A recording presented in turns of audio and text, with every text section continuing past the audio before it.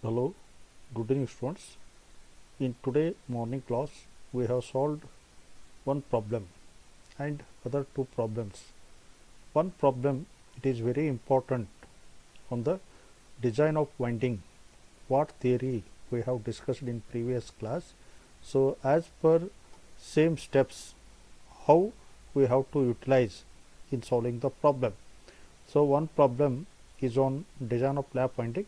Another problem in next video we have to see the design of wave winding. Sir, please understand very step by step.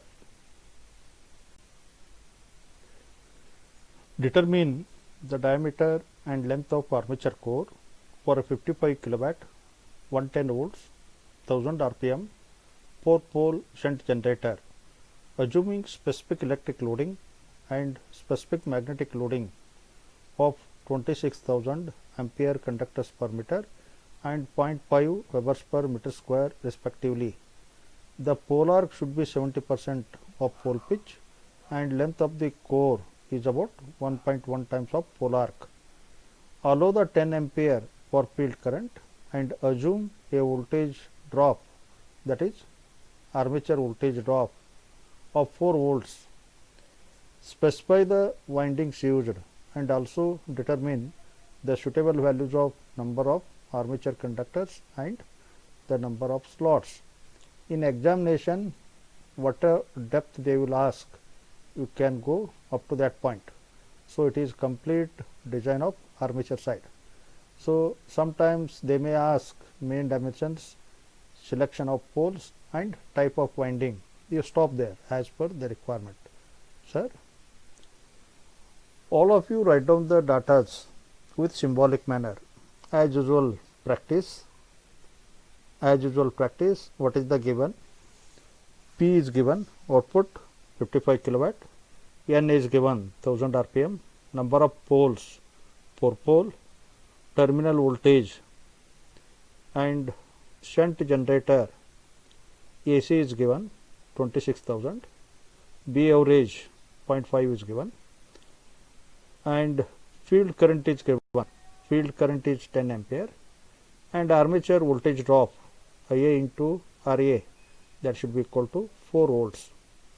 So you write down the given data, then mention which type of machine it is, DC shunt generator. So terminal voltage is given, 110 volts. So you can go for calculation of induced EMF. Induced EMF E equal to V plus IARA. IARA is given, so it becomes 114 volts. So then go for calculation of load current. Load current P equal to VI into 10 to the power of minus 3. So then load current becomes 500 ampere. So power is in kilowatts. So you can take P into 10 to the power of 3. It may be in watts. Either you take in divisible by 10 to the power of minus 3. Don't confuse. In watts, power in watts equal to voltage into current. That expression.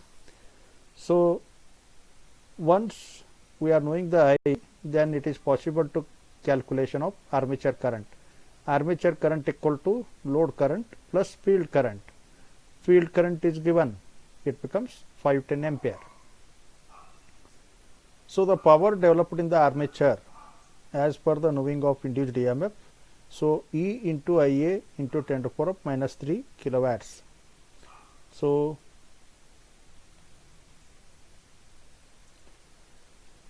power developed PA equal to 114 into 510 into 10 to the power of minus 3. It becomes 58.14 kilowatts. As usual, we have to calculate output coefficient. So B average is given. Therefore, C naught equal to phi square B average into AC into 10 to the power of minus 3. Standard expression. Substitute the values. So C naught we are going to get 128.3. Power developed in armature PA equal to C naught into D square Ln.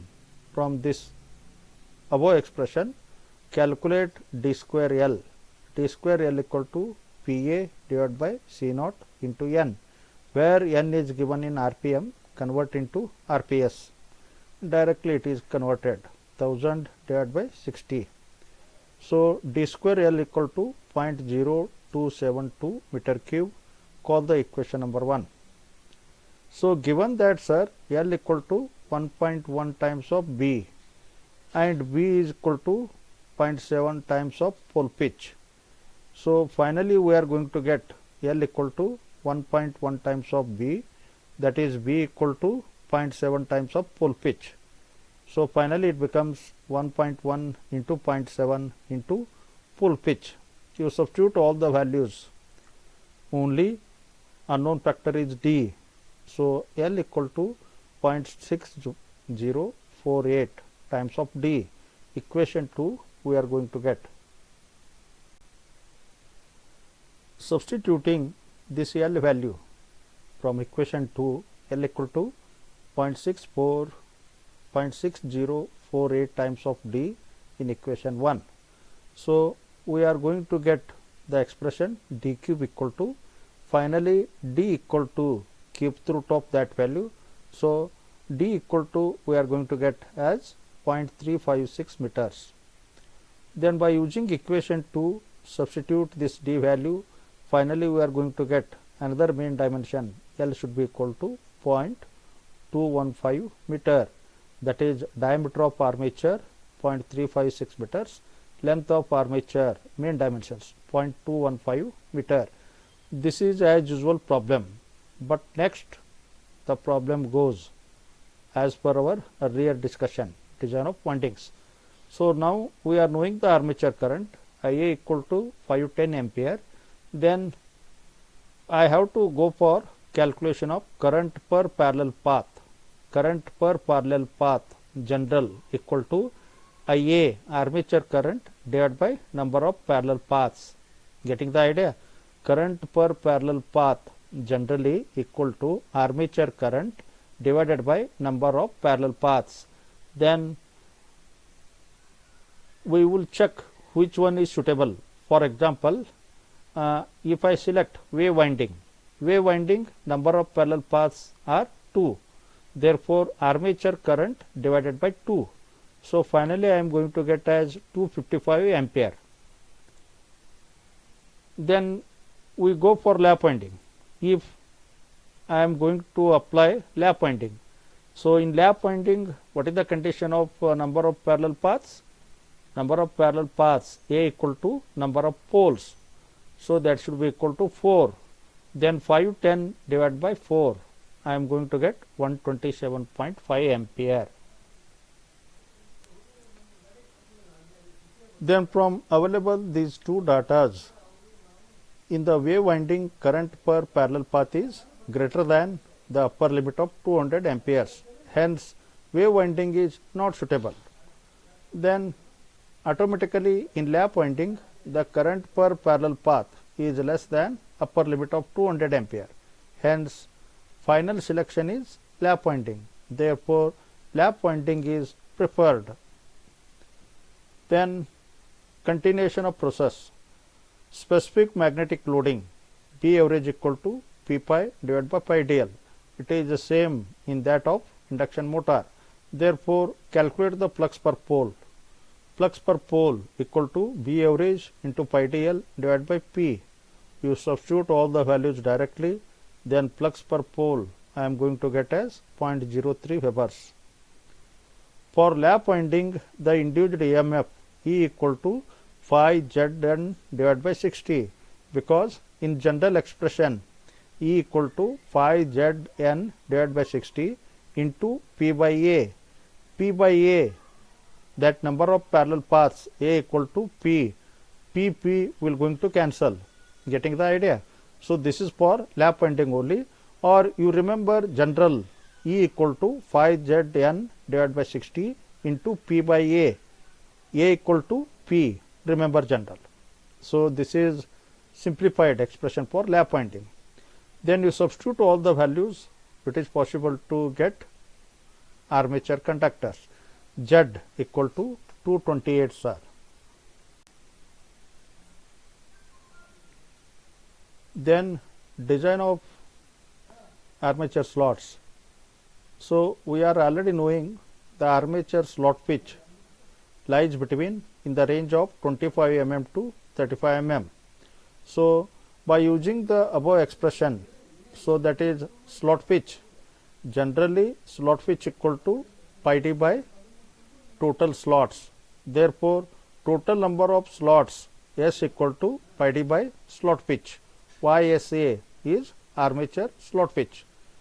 For 25 mm, when slot pitch is 25 mm, what are the number of slots? SA equal to pi d divided by slot pitch. So here one thing you have to take, diameter is in meter, therefore slot pitch should also convert into meter. 25 mm, 25 into 10 to the power of minus 3, it is converted into meter. So that means both must be same unit, diameter and slot pitch. So you take the care. So number of slots we are going to get as 45. In similar fashion, go for when slot pitch equal to 35 mm.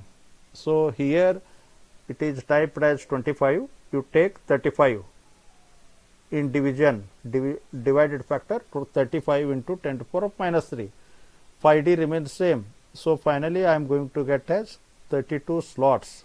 So from this idea we are going to get minimum number of slots to the maximum number of slots. So the number of slots should be eligible from 32 to 45. Hence another important factor for design of lap winding, slots per pole, slots per pole should be a multiple of pole pair. Sir, remember, this is very important point. Slots per pole should be a multiple of pole pair.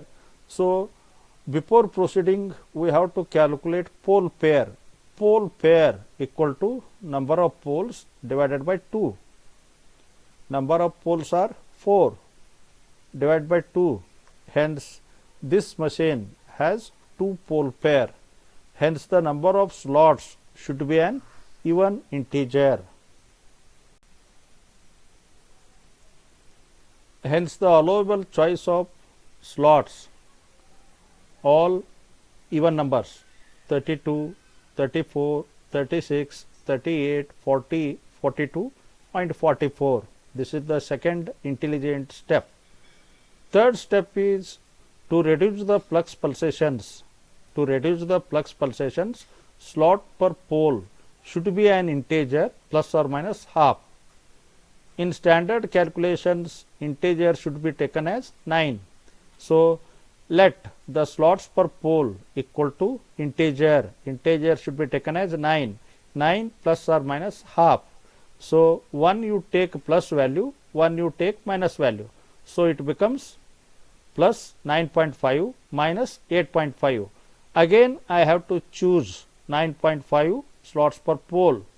Hence by assuming this one, number of slots becomes slots per pole into number of poles. 9.5 into 4, it becomes 38. The designed value of 38 slots is also one of the allowable choice in above list. Hence finally choice of 38 slot is acceptable. Then go for conductors per slot. Total number of conductors divided by total number of slots. 228 divided by 38, it becomes 6. For double lever winding, conductors per slot should be an even. So then design of coils. So one formula gives there minimum number of coils, that is C minimum equal to EP by 15. So whatever actual design should lie above this value. This shows minimum coil value. So this should be equal to EP by 15. So we are going to get 30. This gives the idea above this value the coils values are exist. Getting the idea? This is minimum. This is minimum. Above this value actual coils are available. So next, number of coils equal to half US, where US is coil sides per slot.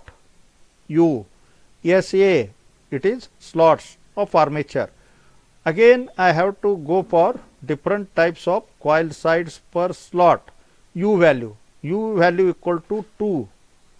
Calculate the C equal to half US.